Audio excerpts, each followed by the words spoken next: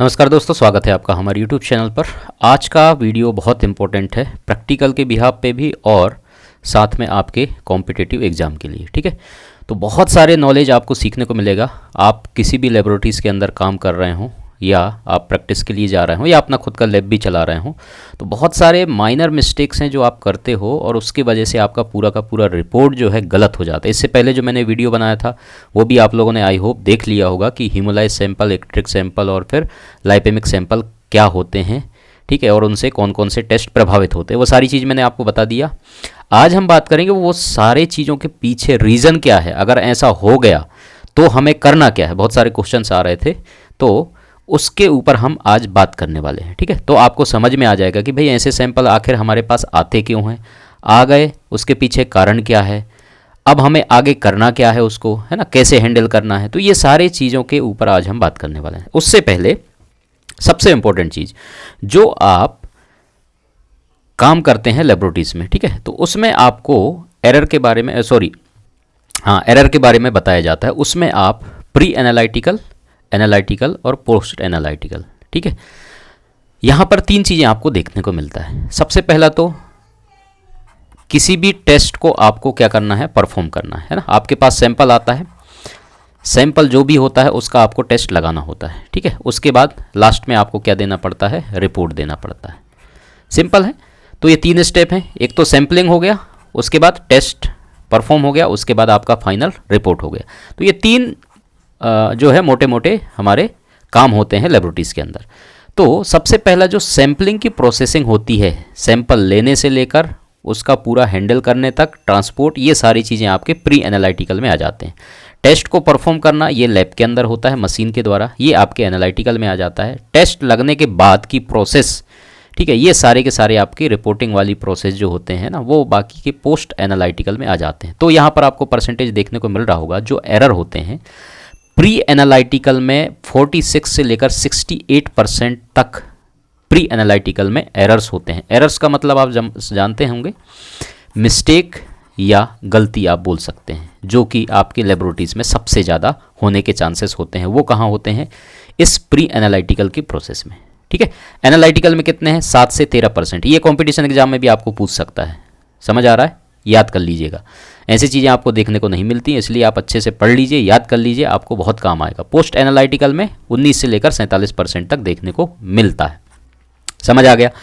अब देखो pre analytical में क्या क्या है, इनकरेक्ट एनालिसिस ऑर्डर है ना, उसके बाद order of the test not marked, उसके बाद incorrect test request lost, patient identification error, patient preparation error, ठीक है, उसके बाद miss labelling of the test tube, sample collection error, उसके बाद इनकरेक्ट हैंडलिंग ऑफ सैंपल, उसके बाद ट्रांसपोर्ट एरर। ये सारे के सारे एरर जो है आपके किस में आ जाएंगे, प्री एनालिटिकल में आ जाते हैं। समझ में आ रहा है। कई बार आपके कंपटीशन एग्जाम में ये हेडिंग भी आपको दे सकते हैं। और इन सारे वजहों से आपका देखो, प्री एनालिटिकल अगर आपका सही हो गया ना, बिल्कुल करेक्ट हो गया, तो आपका टेस्ट भी परफॉर्म हो जाएगा अच्छे से, है ना। अगर आपने एनालिटिकल बहुत अच्छा स्ट्रॉन्ग है, आपका कंट्रोल बढ़िया है, आप बढ़िया तरीके से मशीन मेंटेन करके रख रहे हो, डेली कंट्रोल लगा रहे हो, लेकिन उसका कोई फ़ायदा नहीं होगा अगर ये एरर आप कर रहे हो प्री एनालिटिकल वाला। समझ आ रहा है। उसके रिपोर्ट जो है सारे के सारे क्या होंगे, गलत होंगे। अगर एनालिसिस का ऑर्डर ही आपने गलत कर दिया है, ठीक है, टेस्ट को जो है आपने मार्क नहीं किया है ऑर्डर, उसके बाद टेस्ट का रिक्वेस्ट जो है आपका इनकरेक्ट हो सकता है, ये सब प्री एनालिटिकल में है ना। टेस्ट रिक्वेस्ट जो है लॉस्ट हो गया है, कौन सा टेस्ट लगाना है आपको पता ही नहीं है। पेशेंट का आइडेंटिफिकेशन एरर हो गया है ना, पेशेंट ए था, आपने बी पेशेंट का जो है उसमें सैंपल रन कर दिया। ये तो बहुत बड़ी मिस्टेक है कि भाई ए पेशेंट आया था और आपने सैंपलिंग जो है बी पेशेंट का ले लिया, तो यहाँ पर भी मिस्टेक हो सकता है। पेशेंट का आइडेंटिफिकेशन यही होता है। समझ में आ रहा है। एक नाम के 2 पेशेंट है, आपने गलती से किसी और का चढ़ा दिया। तो आजकल तो संभावना नहीं होता क्योंकि बारकोडेड वाइल आते हैं ना, तो बारकोडेड वाइल रहते हैं। तो एक पेशेंट का अगर उसने बारकोड ले लिया, एक बार एंट्री कर दिया, तो लेकिन सैंपल तो आपको लेना रहेगा ना। गलती से आपने नहीं देखा नाम और उसमें सैंपल आपने ले लिया, तब भी आपको मिस्टेक हो सकते हैं। ठीक है। पेशेंट का प्रिपरेशन एरर, आपने पेशेंट को जो है बोलना चाहिए कि कब आपको सैंपल लेना है। कुछ सैंपल फास्टिंग होते हैं, कुछ जो है कभी भी आप सैंपल ले सकते हो। तो ये सारी चीज़ें होते हैं, तो ये सारी चीज़ों को भी आपको मेंटेन करना रहता है ना। उसके प्रिपरेशन का एरर भी हो सकता है। Miss labelling of the test tube में आपने लेबलिंग मिस्टेक कर दिया। Sample collection error most important. यहाँ पर देखो आप, ये जो चीज़ दिया है, वीडियो पूरा देखना, बहुत मज़ा आएगा, अभी तो ये स्टार्टिंग है ना, बहुत सारी नॉलेज आपको देखने को मिलेगा। तो सैंपल कलेक्शन का एरर सबसे बड़ा एरर है ये। क्या क्या चीज़ें होते हैं सैंपल कलेक्शन में, ही सारा खेल है ना। अगर आप, अभी मैं बात करूंगा वो हीमोलाइसिस और सारी चीज़ आएगा, तो सैंपल कलेक्शन आपको प्रॉपर तरीके से एसओपीज़ को फॉलो करते हुए लेना है। समझ में आ रहा है? प्रॉपर नीडल का गेज होना चाहिए, प्रॉपर तरीके से टर्निक्यूट बांधना है, कितने समय तक बांधना है ना, कितने प्रेशर से आपको पिस्टन को खींचना है, कितने प्रेशर में आपको सैंपल को ट्रांसफ़र करना है वाइल में। समझ में आ रहा है? ये सारे के सारे जो है सैंपल कलेक्शन में एरर होते हैं, आप लोग ध्यान नहीं देते हो, जिस वजह से आपको मिस्टेक होते हैं और आपका रिजल्ट भी प्रभावित होता है। इनकरेक्ट हैंडलिंग ऑफ सैंपल, अगर आपने सैंपल को हैंडल अच्छे से नहीं किया, ये भी मोस्ट इंपॉर्टेंट है। आपने सैंपल ले लिया, टेम्परेचर उसका मेंटेन नहीं किया, रूम टेम्परेचर में गर्मी है, बहुत देर तक आपने रख दिया है ना, सैंपल ख़राब हो जाएगा आपका, टेस्ट लगाओगे रिपोर्ट गलत आएगा। तो ये हैंडलिंग करना सैंपल का, ये मोस्ट इंपॉर्टेंट चीज़ होता है। समझ में आ रहा है? आपने एग्रेसिव उसको जो है क्या कर दिया, मिक्स कर दिया, बहुत तेज़ी से जो है उसको आपने मिक्स कर दिया, पूरे आरबीसी आपके टूट जाएंगे, हीमोलाइज हो जाएगा सैंपल। समझ आ रहा है? ये भी आपने प्रॉपर तरीके से हैंडल नहीं किया, तो यहाँ मिस्टेक हो जाएगा। समझ आ रहा है? सेंट्रीफ्यूज आपको जिस आरपीएम पे करना था नहीं किया, आपने तेज़ी से सेंट्रीफ्यूज कर दिया, घुमा दिया, ये एरर हो सकता है। ट्रांसपोर्ट एरर, आपने ट्रांसपोर्ट करते समय प्रॉपर तरीके से कूलिंग रखना चाहिए था, और ज़्यादा सैंपल को जो है क्या होना, सेक नहीं होना चाहिए, मतलब हिलना डुलना नहीं चाहिए था तेज़ी से, वो भी आपने प्रॉपर ध्यान नहीं दिया। तो ये बहुत सारे कारण हो सकते हैं जो प्री एनालिटिकल में अगर गलती हो गया तो सारा का सारा रिपोर्ट आपका क्या हो जाएगा, प्रभावित हो जाएगा। Simple, sample lost, sample mix up, equipment failure, analytical error, ये सारे के सारे आपके एनालिटिकल होते हैं, तो इसमें बहुत कम चांसेस रहते हैं। इस पर तो सब फोकस करते ही हैं, ध्यान देते हैं ना। फिर भी कभी कभी मिस्टेक हो सकते हैं, आपके इक्विपमेंट फेलियर हो गया, प्रॉपर तरीके से कंट्रोल आपने नहीं लगाया, गलती हो सकता है, ये भी चांसेस होते हैं, लेकिन कम है इसके चांसेस। सबसे ज़्यादा चांसेस प्री एनालिटिकल में। उसके बाद पोस्ट एनालिटिकल में देखेंगे, टेस्ट का रिजल्ट लॉस हो गया है ना, टर्न अराउंड टाइम जो है, उसके बाद ट्रांसक्रिप्शन आपका एरर हो गया, इनकरेक्ट इंटरप्रिटेशन हो गया है ना, डॉक्टर ने आपके टेस्ट की रिपोर्ट को सही तरीके से समझा नहीं समझा, ये सारी चीज़ें जो है आपने प्रॉपर तरीके से रिमार्क दिया, आपका सैंपल कुछ आया था, आपने टेस्ट लगाया, रिमार्क नहीं दिया, रिपोर्टिंग डॉक्टर उसी हिसाब से जो उसका ट्रीटमेंट चालू कर दिया, तो ये भी आपके पोस्ट एनालिटिकल में आ जाएंगे। सिंपल है। अब हम बात करते हैं, देखो ये सारे के सारे वही चीज़ हैं कि आपके प्री एनालिटिकल में सबसे ज़्यादा चांसेस हैं, एनालिटिकल में कम है ना, उसके बाद पोस्ट एनालिटिकल, ये सब हमने बात कर लिया है ग्राफ के थ्रू। अब देखो ये है आपका पूरा चेन है ना। प्री एनालिटिकल फेस होता क्या है, अब देखो यहाँ पर सबसे पहले आपका जो फिजिशियन ने आपको या पेशेंट को आपके पास भेजा है ना, एक टीआरएफ होता है जिसको हम बोलते हैं टेस्ट रिक्वेजिशन फॉर्म, उसमें टेस्ट का टिक लगा करके दे दिया, ये टेस्ट इस पेशेंट का करना है ना। आपको उसको क्या करना है, एंट्री करना है, उसका कौन कौन सा वाइल बनाना है वो वाइल आपने बनाया, ठीक है। 4 टेस्ट हैं, चारों टेस्ट का वाइल आपने बना लिया, उसकी बारकोडिंग कर दी। अब तो बारकोड वाला सिस्टम है तो बेस्ट हो गया है ना, बारकोडिंग आपने कर दी। अब जो है आपको क्या है, बारकोडिंग आपने कर दिया, उसके साथ साथ उसमें नाम और दूसरा चीज़ आप फादर नेम लिख सकते हैं, ठीक है। तो उसका आइडेंटिफिकेशन 2 तरीके से हो जाएगा, क्योंकि एक नाम से राजू नाम से 2 व्यक्ति आ गए, आपने राजू बस लिख दिया तो 2 राजू आ सकते हैं, टेस्ट लगाते समय आपको कन्फ्यूजन हो सकता है। बारकोड है मशीन में लेगा तब तो ठीक है, मैनुअल टेस्ट भी तो लगाना है आपको है ना, तो उसमें भी आपको दिक्कत हो सकता है। 2 चीज़ें आपको तो होना चाहिए, राजू का फादर का नेम या फिर उसकी एज लिख सकते हैं या फिर उसका मोबाइल नंबर लिख सकते हैं, ठीक है। तो ये आप काम कर सकते हैं। तो सबसे इंपॉर्टेंट चीज़ यहाँ पर हो जाता है कि भाई आपने ऑर्डर ले लिया, उसके बाद आपने वाइल ले लिया, अब इसको ऑर्डर ऑफ ड्रॉ जो हमने इससे पहले भी पढ़ा है ना, उसको आपको फॉलो करना है। मतलब कौन से वाइल में पहले सैंपल लेना है, इसके बारे में डिटेल में वीडियो मैंने ऑलरेडी आप लोगों को बताया हुआ है, पढ़ा चुके हैं। तो ऑर्डर ऑफ ड्रॉ को भी फॉलो करना है, वो भी टेस्ट को प्रभावित करते हैं। अगर एंटीकोगुलेंट एक दूसरे का मिक्स हो गया दूसरे में तो टेस्ट को प्रभावित करते हैं, तो वो भी मोस्ट इंपॉर्टेंट है कि ऑर्डर ऑफ ड्रॉ को आपको फॉलो करना है। यहाँ पर समझ में आ गया। उसके बाद आप सैंपल का कलेक्शन करते हैं। मैंने पहले ही बता दिया कि भाई सैंपल का कलेक्शन करते समय प्रॉपर नीडल की गेज होनी चाहिए।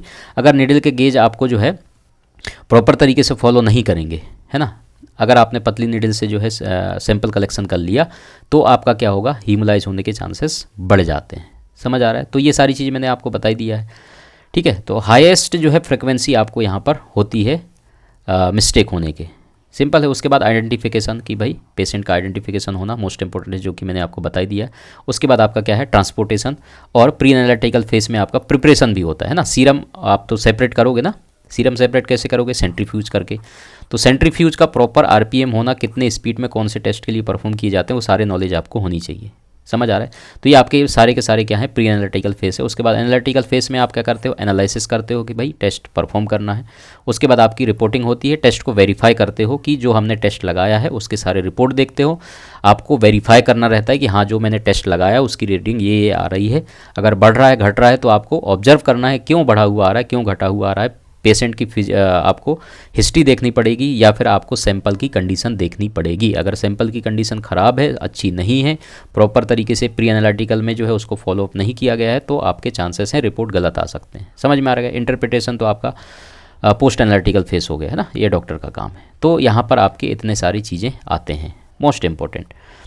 अगला देखो, अब प्री एनालिटिकल फेज़ में सबसे ज़्यादा जो सैम्पलिंग आते हैं, है ना, प्री एनालिटिकल की हम बात कर रहे हैं, एरर की। तो जो सैंपल आते हैं सबसे ज़्यादा मिस्टेक्स कौन कौन से होंगे सैंपल के बारे में अगर हम बात करें तो, है ना। पहला चीज़ है आपका, सबसे ज़्यादा जो केस आते हैं गलती के वो आते हैं हीमोलाइसिस के। किसके आते हैं, हीमोलाइसिस के। ये जो है लेबलिंग डायग्राम आपको दिख रहा है सामने, है ना, ये पूरा रिसर्च पर्पस वाला है, ठीक है। ये देखा गया है प्रैक्टिकली कि सबसे ज़्यादा गलतियाँ जो प्री एनालिटिकल में होते हैं उसमें से हीमोलाइसिस की, आप भी ऑब्जर्व करते होगे लैब में अगर काम करते हैं तो सबसे ज़्यादा हीमोलाइसिस सैंपल के शिकायत आते हैं, है ना। दूसरा शिकायत मिलता है क्लॉटेड ब्लड का। ये क्यों मिलता है आपको, प्रॉपर जिस एंटीकोगुलेंट्स के, हाँ एक चीज़ और मैंने बताना भूल गया था कि प्रॉपर एंटीकोगुलेंट्स तो होना ही चाहिए जिस टेस्ट के लिए। जैसे आप कोगुलेशन प्रोफाइल कर रहे हो, है ना, तो उसके लिए आपको क्या है, साइट्रेट वाइल में लेना चाहिए सैंपल। अगर आपने ईडीटी में ले लिया, है ना, तो वो भी एक बहुत बड़ा मिस्टेक है। दूसरी चीज़, सैंपल की वॉल्यूम, किसका, सैंपल का वॉल्यूम मोस्ट इंपॉर्टेंट है। ये मैंने बताना भूल गया था। जितना सैंपल आपको चाहिए है ना, क्योंकि आपका एंटीकोगुलेंट और सैंपल का हर टेस्ट के लिए क्या होता है, एक रेशो होता है, ठीक है। तो ये रेशो प्रॉपर तरीके से, अब तो जो वाइल आते हैं उसमें लेबल मार्क भी लगा रहता है ना, इस तरीके से वाइल आते हैं तो आपको सैंपल डालने के लिए यहाँ पर एक ब्लैक कलर की मार्क रहती है। तो कुछ नहीं करना है आपको, तो जहाँ तक मार्क लगा हुआ है वहाँ तक आपको सैंपल ले लेना है, सिंपल, ठीक है। तो प्रॉपर तरीके से सैंपल की वॉल्यूम होना है। आपने सैंपल कम ले लिया, आपका एंटीकोगुलेंट्स का जो है क्या है, मात्रा इसमें ज़्यादा है, तो डाइल्यूशन प्रॉपर बन ही नहीं पाया, तो वहाँ पर भी आपकी रिपोर्ट जो है इफेक्ट होंगे। तो ये बात को आपको ध्यान देना है। तो प्रॉपर सैंपल का वॉल्यूम होना जरूरी है ना। क्लॉटेड ब्लड क्यों होगा, आपने एंटीकोगुलेंट वाइल में ब्लड तो ले लिया लेकिन उसको प्रॉपर तरीके से जितना बार उसको मिक्स करना चाहिए था वो आपने नहीं किया। समझ में आ रहा है। तो क्या होगा, आपने वैसे रख दिया, आपका ब्लड क्या हो जाएगा, क्लॉट हो जाएगा, है ना। तो वो तो आपका प्लेन वाइल की तरह हो गया, सीरम मिलेगा आपको, उसमें पैक्ड सेल मिलेंगे, जबकि ब्लड को क्लॉट नहीं होना चाहिए था।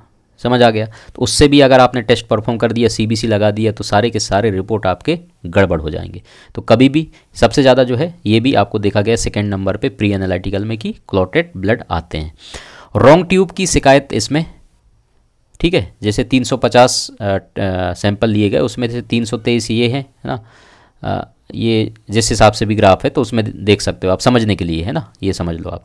रॉन्ग ट्यूब है, रॉन्ग ट्यूब भी इसमें चांसेस हैं, है ना, कि आपने जो है, जो मैंने यहाँ पर बता दिया कि भाई आपको क्या है, कोगुलेशन प्रोफाइल करना था और आपने ईडीटीए में ले लिया, है ना।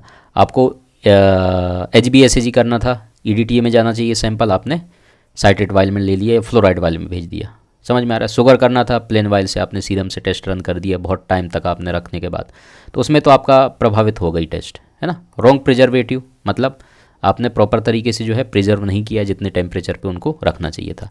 उसके बाद रॉन्ग टाइमिंग, है ना, टाइमिंग भी इंपॉर्टेंट रखता है। किसी को आपने शुगर का टेस्ट परफॉर्म करना था आफ्टर मील के बाद, है ना, और पेशेंट पता चले 4 घंटा 5 घंटा आपके पास आया नहीं, घर चला गया खाना खाने के बाद, फिर आता है और टेस्ट परफॉर्म कराता है, तो भी आपका रिपोर्ट उसमें प्रभावित होता है।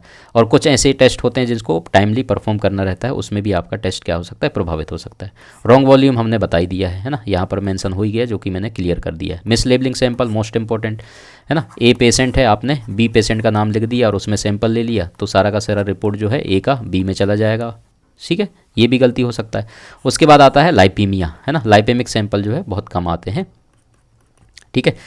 तो ये लाइपेमिक सैंपल होते हैं, इनके बारे में भी हम डिटेल में अभी बात करेंगे। तो ये हो गया भाई, बहुत जानकारी की चीज़ें। अब देख लो यहाँ पर प्री एनालिटिकल में वही चीज़ें हैं, जैसे कि पहला हमने बता दिया हीमोलाइज्ड सैंपल है ना, प्रिजर्व ऑफ पिंक और रेड जो है आपको देखने को मिलता है सीरम और प्लाज्मा, है ना। Insufficient sample serum obtained not enough for the requested test, ये चाहे सीरम के लिए हो या फिर आपका होल ब्लड के लिए हो, दोनों के लिए जो है प्रॉपर वॉल्यूम होना चाहिए सैंपल का, ठीक है। सीरम भी आपको चाहिए तो सैंपल अच्छे से लेना पड़ेगा ना, तभी ना आपको सीरम मिलेगा, सीरम होगा ही नहीं तो टेस्ट क्या परफॉर्म करोगे।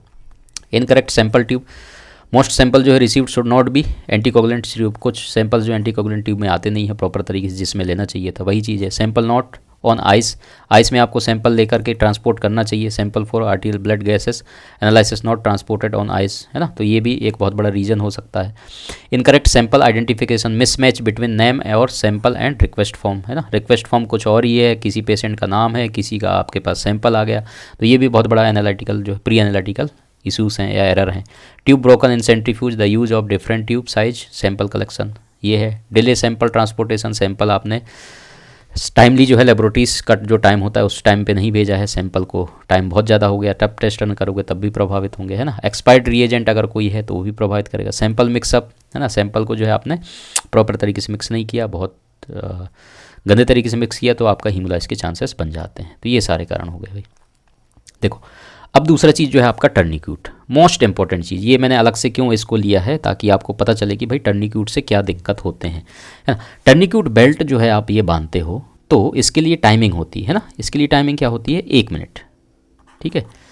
1 मिनट से ज़्यादा टर्निक्यूट बेल्ट को नहीं बांध के रखना है, समझ में आ रहा है। अगर आपने टू लॉन्ग एप्लीकेशन टर्निक्यूट किया है तो इससे आपको बहुत सारे दिक्कतें हो सकते हैं, जैसे कि कौन कौन से चीज़ इसमें इंक्रीज होंगे वो मैं आपको बता देता हूँ टेस्ट, और डिक्रीज कौन कौन से होंगे वो भी मैं आपको बता देता हूँ, ये आप याद कर लीजिएगा, है ना। कई बार एग्जाम में वाइवा में और या फिर आपको इंटरव्यू में पूछे जा सकते हैं, ठीक है। जैसे टोटल प्रोटीन है, टोटल प्रोटीन जो है आपका क्या हो सकता है, इंक्रीज हो सकता है अगर आपने लॉन्ग टाइम तक टर्निक्यूट को जो है एप्लीकेबल किया है यहाँ पर, तो आपको ये दिक्कत देखने को मिल सकता है। उसके बाद आयरन, है ना, परसेंटेज की अगर हम बात करें, परसेंटेज कितना बढ़ सकता है, टोटल प्रोटीन का जो है आपको 4.9% बढ़ा हुआ देखने को मिल सकता है। आयरन की अगर हम बात करें तो 6.7% आपको बढ़ा हुआ देखने को मिल सकता है, समझ में आ रहा है। उसके बाद टोटल लिपिड्स, है ना, लिपिड्स की अगर हम बात करें तो लिपिड्स जो है आपको 4.7% आपको बढ़ा हुआ देखने को मिल सकता है। उसके बाद कोलेस्ट्रॉल, है ना, कोलेस्ट्रॉल की बात करें तो ये आपको 5.1% बढ़ा हुआ देखने को मिल सकता है।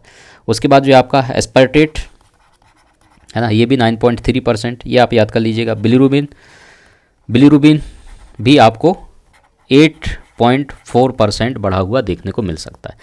तो ये इंक्रीज कंडीशन है अगर आपने ज़्यादा समय तक, है ना, मैंने यहाँ पर बता दिया टू लॉन्ग, ठीक है, एप्लीकेशन ऑफ टर्निक्यूट, एप्लीकेशन ऑफ टर्निक्यूट, ठीक है।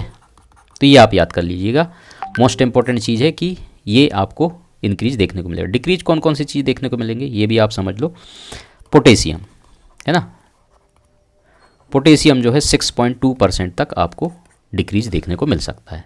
तो ये मोस्ट इंपॉर्टेंट चीज़ है। तो सबसे पहली चीज़ तो आपको ध्यान देना है कि जब भी आप टर्निक्यूट लगाएं, एक तो टाइट ज़्यादा ना हो, दूसरी चीज़ कि 1 मिनट से ज़्यादा ना हो, 1 मिनट के अंदर आपको सैंपल कलेक्शन करना है। अब तो ज़्यादातर जो है आपको क्या है, वैक्यूम वाले आ गए हैं ना, तो वैक्यूम वाले जितने भी होते हैं, आपने वैक्यूम वाला निडल डाला, उसके बाद फटाफट जो है आप क्या बोलते हैं, वाइल जो है आपने लिया और उसके बाद सैंपल आपने फटाफट ले लिया, है ना, आपको टाइम नहीं लगता इसमें। निडल भी आप जैसे 3 ml का हो या फिर 5 ml का आप यूज करते हो, तो एक बार निडल प्रेक किया और आपका सैंपल 1 मिनट के अंदर प्रॉपर तरीके से आ जाता है, समझ में आ रहा है। तो इस समय भी आपको ध्यान देना है, एक तो टाइमिंग और सैंपल कलेक्शन का प्रोसीजर जो है प्रॉपर तरीके से फॉलोअप होना चाहिए। अगर आपने फॉलो नहीं किया अच्छे तरीके से तो आपके मिस्टेक होने के चांसेस बहुत ज़्यादा बढ़ते हैं, तो ये आपको ध्यान देना है। अब देखो, इम्प्रॉपर सैंपल ड्रॉविंग अगर आपने किया है, ठीक है, जैसे कि वहाँ पर हमने देखा है, तो इम्प्रॉपर अगर आपने सैंपल ड्राइंग किया है तो उससे होगा क्या। देखो भाई, बहुत है, मोस्ट इम्पॉर्टेंट चीज़ है, इसको आप ध्यान दीजिएगा।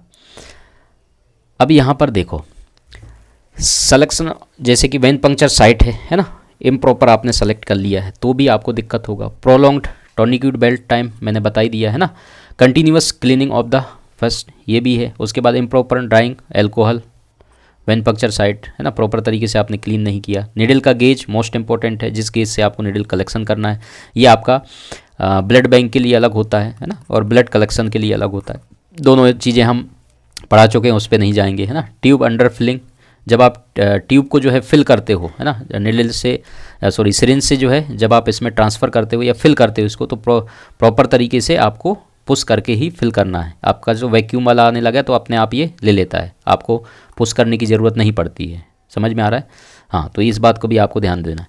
उसके बाद सिरिंज को जो है ट्रांसफ़र करना है ना, कैथेटर आईवी कलेक्शन करते हैं, ट्रामेटिक ड्रॉ करते हैं, तो यही चीज़ मैंने आपको बता दिया, ड्रॉ जो करते हैं आप, है ना, ठीक है। उसके बाद कैपिलरी कलेक्शन, ये मोस्ट इंपॉर्टेंट चीज़ है।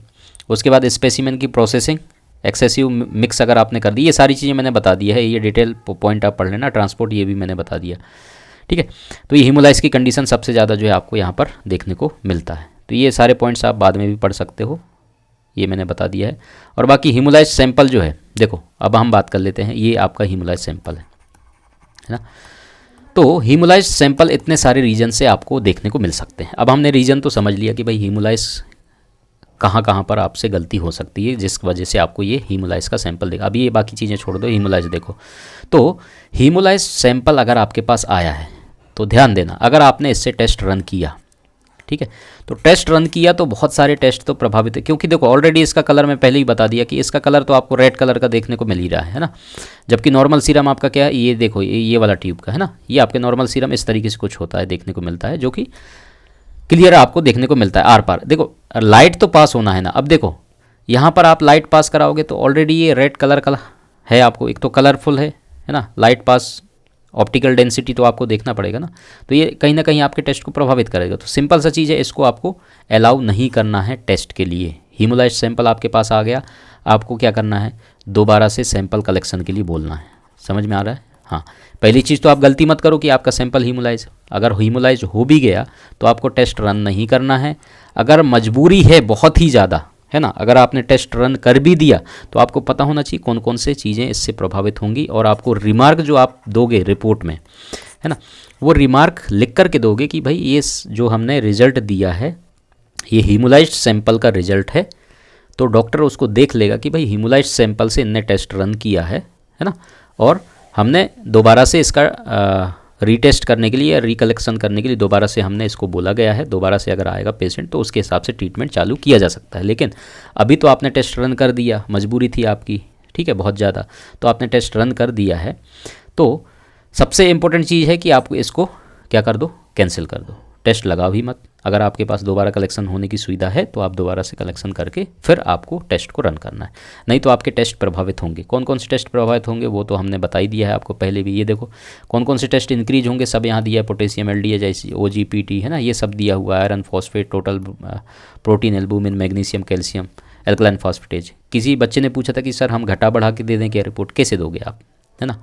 आपको पता है कि आपकी हीमोलाइज से आपने रन कर दिया, आपको मालूम तो चल गया कि इंक्रीज हो रहा है, तो आपने घटा दिया, हो सकता है उसका रियल में बढ़ा भी हो तो फिर आप कैसे जानोगे उसको, है ना। नॉर्मल आप कैसे दोगे, आपको पता है कि अब कि नॉर्मल है उसका वॉल्यूम, है ना।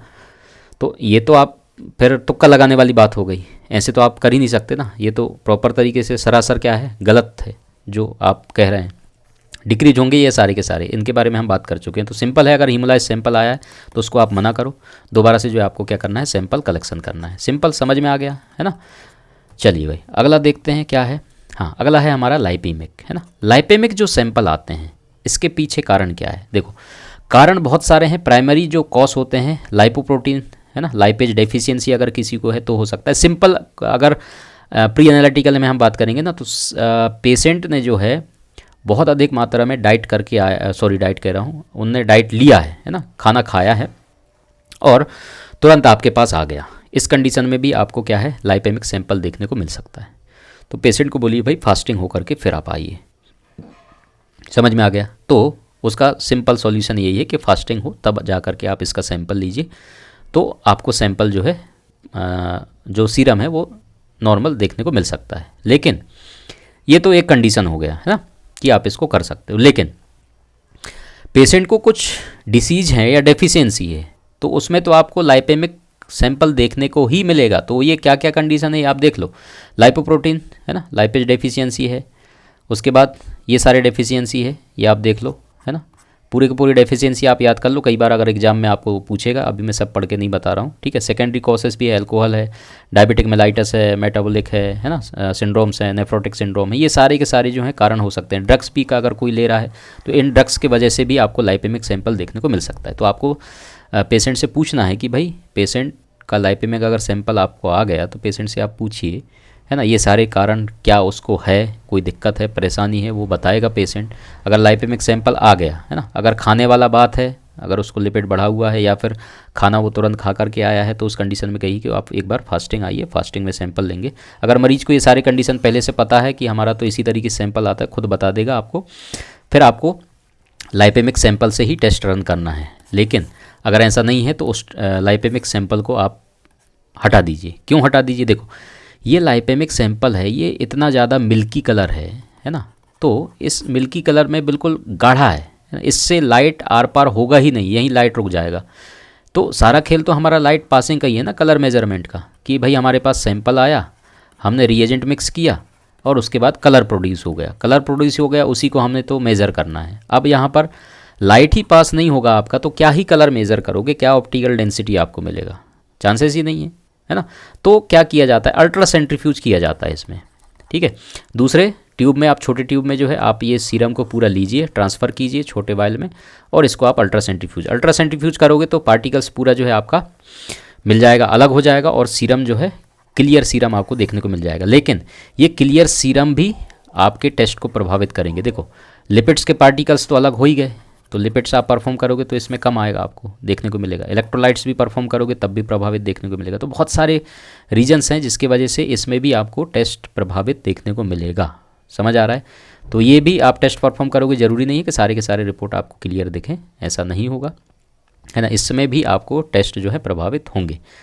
समझ आ रहा है? तो इसमें भी आपको रिमार्क देना पड़ेगा डॉक्टर को कि भाई हमने लाइपेमिक सैंपल को अल्ट्रा सेंट्रीफ्यूज करके टेस्ट परफॉर्म किया है, और इसको रिमूव करने के लिए भी एक केमिकल आता है, ये जो लाइपेमिक सैंपल है उसके, है ना, पार्टिकल्स को रिमूव करने के लिए भी आता है। तो बहुत सारे प्रोसीजर हैं, वो हम बाद में बात करेंगे, ठीक है। या डाइल्यूशन मेथड से भी इसको परफॉर्म किया जाता है, ठीक है। डाइल्यूशन से भी आप टेस्ट परफॉर्म कर सकते हो। तो ये बहुत सारे कारण हैं इसके, टेस्ट जो हम परफॉर्म कर सकते हैं। तो ये सारे कारण आपको जानना है कि भाई प्राइमरी कॉज, सेकेंडरी कॉज क्या क्या हो सकते हैं कि लाइपेमिक सैंपल आपके पास आया। लाइपेमिक सैंपल को प्रिवेंट कैसे करना है उसके बारे में इंश्योर करना है कि पेशेंट फास्टिंग हो, है ना। उसके बाद sample could be centrifuge high speed so the fat or serum separate हो जाए, वही चीज़ अल्ट्रा सेंट्रीफ्यूज मैंने बता दिया, है ना। Do test in the serum, can not report on lipid fraction is such cases, है ना। तो लिपिड फ्रैक्शन तो आपको इसमें एबनॉर्मल देखने को मिलेगा ही, ठीक है, कम देखने को मिलेगा, तो क्योंकि आपने सेपरेट कर दिया उसको, सिंपल है। तो ये आपका लाइपेमिक हो गया। इसमें भी आपको क्या करना है, अब मेरे ख्याल से पूरा डाउट आपका क्लियर हो गया होगा। लाइपेमिक सैंपल में हमने बता दिया था कि क्या क्या चीज़ टेस्ट आपके इंक्रीज होंगे, क्या क्या चीज़ डिक्रीज होंगे, है ना। ये देख लो, ये सारे के सारे आपको डिक्रीज देखने को मिल रहा है। एलडीएच भी इंक्रीज क्या है, bile acid, direct bilirubin, TIBC, magnesium, simple है, ये हमने बात कर लिया है। अब अगला है हमारा कौन सा, एक्ट्रिक सैंपल, है ना। अब एक्ट्रिक सैंपल आपके पास आया है, ठीक है। देखो, अब ये कौन सी कंडीशन में होता है, बिलिरुबिन बढ़ा हुआ है तो कंडीशन में होगा, है ना। जॉन्डिस है तो जॉन्डिस की कंडीशन में आपको इस तरीके के सैंपल जो है सीरम आपको देखने को मिलता है ना। सीरम आपको इस तरीके से देखने को मिलेगा, बिलिरुबिन बढ़ा हुआ है, जॉन्डिस है, पीलिया है, तो आपको ऐसे सैंपल देखने को मिलेगा।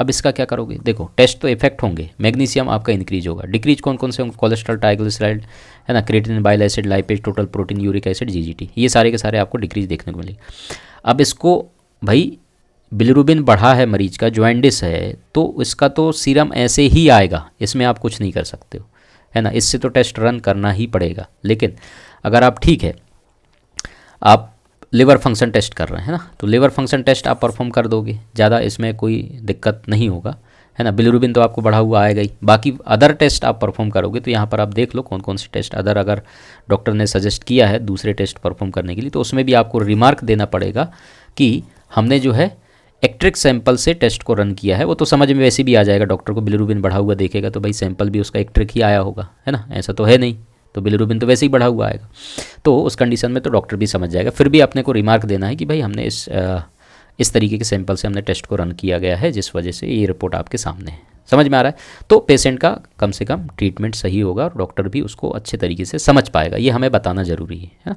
तो बाकी के 2 केसेस जो हमारे पास सामने देखने को मिले थे उसके बारे में भी हमने बात कर लिया है। आई होप आपको समझ में आ गया होगा। अगला देखो, स्मोकिंग से जो है आपको इफेक्ट होते हैं कौन कौन सी चीज़, ये आप देख लो, पढ़ लेना आप बाद में, मैं पूरा डिटेल में नहीं, वीडियो लंबा हो गया है ना। आपको एल्बुमिन कोलेस्ट्रॉल है ना, ये परसेंटेज में है, सारे परसेंटेज में। एल्बुमिन 3% है ना, उसके बाद 3 to 4% ये आप देख लो है ना। Glucose, LDL, phospholipids, triglyceride, urea, nitrogen, VLDL, ये सारे के सारे इफेक्ट करेंगे आपके स्मोकिंग अगर है कोई पर्सन तब, है ना। सैंपल कलेक्शन साइट भी बहुत इफेक्ट करता है भाई, कि सैंपल का कलेक्शन साइट कौन सा है। ये ज़रूरी नहीं कि आपने कहीं से भी सैंपल कलेक्शन कर लिया और टेस्ट आप बोलोगे कि भाई टेस्ट हमारा सही लगा है, ऐसा नहीं होता है। आर्टेरियल का अलग है, सेंट्रल वेनस का अलग है, पेरिफेरल वेनस का अलग है। ये सारी कंडीशन आप देख लो, कौन कौन से टेस्ट हैं ये आप देख लो, ठीक है। तो ये भी बहुत डिपेंड करता है, इसलिए प्रॉपर सैंपल का कलेक्शन साइट फॉलो होना जरूरी है। कभी कभी ऐसा होता है कि भाई वेन से सैंपल नहीं निकल रहा, पेशेंट कंडीशन ऐसे है, आर्टरी से आपने निकाल दिया और आर्टरी के ब्लड से आपने टेस्ट रन कर दिया, तो आपका रिपोर्ट गलत आएगा। समझ आ रहा है, ये आपको समझना पड़ेगा, नहीं समझोगे तो आपको दिक्कत होगा। क्लियर है। खैर ऐसे केसेस बहुत ही रेयर होते होंगे, समझ में आ रहा है। कोई पेशेंट की कंडीशन बहुत ख़राब है तभी है, नहीं तो आप जो प्रॉपर कलेक्शन का साइट होता है वहीं से आप सैंपल लेते हो, ठीक है। फिर भी ऐसे केसेस होते हैं, आपको नॉलेज होना ज़रूरी है। फिर आपको जो है दूसरा कंडीशन हो सकता है effect of exercise before sample collection, है ना। तो अगर एक्सरसाइज करके तुरंत आपके पास आया तब क्या क्या कंडीशन इंक्रीज होंगे, ये सारे के सारे आपको यहाँ पर देखने को मिले। एसिड फॉस्फेटेज, एलेनिन इतने परसेंट जो है 11% ये बढ़ा हुआ है, 41%। एल्कलाइन फॉस्फेटेज 3%, कैल्शियम है ना 1%, chloride, cholesterol, creatinine, phosphate, total protein, urea, uric acid, ये सारे के सारे परसेंटेज में है, ये आप देख लीजिए, सिंपल है। तो आप ये समझ लीजिए, मोस्ट इंपॉर्टेंट चीज़ें आपके नॉलेज के लिए है। आप अगर कोई लेबोरेटरीज चला रहे हो, टेस्ट परफॉर्म कर रहे हो, ये सारी चीज़ें पता होना जरूरी है। डिक्रीज क्या क्या होंगे, एल्बुमिन, बिलिरुबिन, आयरन है ना, lactose, dehydrogenase, potassium, sodium, total lipids, ये सारे के सारे जो है डिक्रीज होंगे। कितने कितने परसेंट में, 4, 4, 11, 1, 8, 1, 12 है ना, टोटल लिपिड 12%, ये सारे। तो आपको पेशेंट को पूछना है जब वो आया है, स्मोकिंग है क्या, एक्सरसाइज किया है क्या, खाना कब खाया, ये सारी चीज़ें तो आपको आपको कलेक्शन से पहले ये सारी चीज़ें जानकारी लेनी होती है ना पेशेंट से एंट्री करते समय, तो ये आप पूछ लीजिए उससे, है ना। तो आपको मालूम चल जाएगा, आइडिया हो जाएगा। तो आपको रिमार्क कर लीजिए, TRF में लिख दीजिए कि भाई इस तरीके का पेशेंट का हिस्ट्री है, तो आपको मालूम चल जाएगा। ग्लूकोज की अगर हम बात करेंगे, जैसे जैसे हम जो है एक्सरसाइज करते हैं तो शरीर को अधिक ऊर्जा होती है, लेकिन एड्रिनल और एड्रीनेलिन और जैसे हार्मोन्स होते हैं कॉर्टिसोल्स, ये जो है आपको बढ़ाता है और वास्तव में ये शुगर के लेवल को क्या करता है, बढ़ा देता है। समझ में आ रहा है। तो इससे भी आपको प्रभावित देखने को मिल सकता है शुगर का टेस्ट, ठीक है। तो मोटे मोटे तौर पे जो है ये सारी चीज़ें थी। तो आई होप आप लोगों को समझ में आ गया होगा। तो आपको सबसे इंपॉर्टेंट चीज़ जो है क्या ध्यान देना है, प्री एनालिटिकल में, है ना। प्री एनालिटिकल एरर को आपको ध्यान देना है कि ये आपको समझ के रखना है कि अगर हमसे पहले गलतियां हो रहे हैं उसको हमें कैसे रोकना है। अगर आपने ये रोक दिया तो आपके सारे के सारे प्रोसेस जो है प्रॉपर तरीके से चलेंगे, ठीक है, क्योंकि वहाँ चांसेस कम होते हैं। तो इसको आपको सही करना है और मैंने बता भी दिया क्या क्या चीज़ें हो सकते हैं, इसको आपको समझ लेना है, ठीक है। तो आई होप, आशा करते हैं ये वीडियो आपको पसंद आया होगा। लाइक ज़रूर करना, अपने दोस्तों में शेयर करना, उनको भी जानकारी मिले, है ना।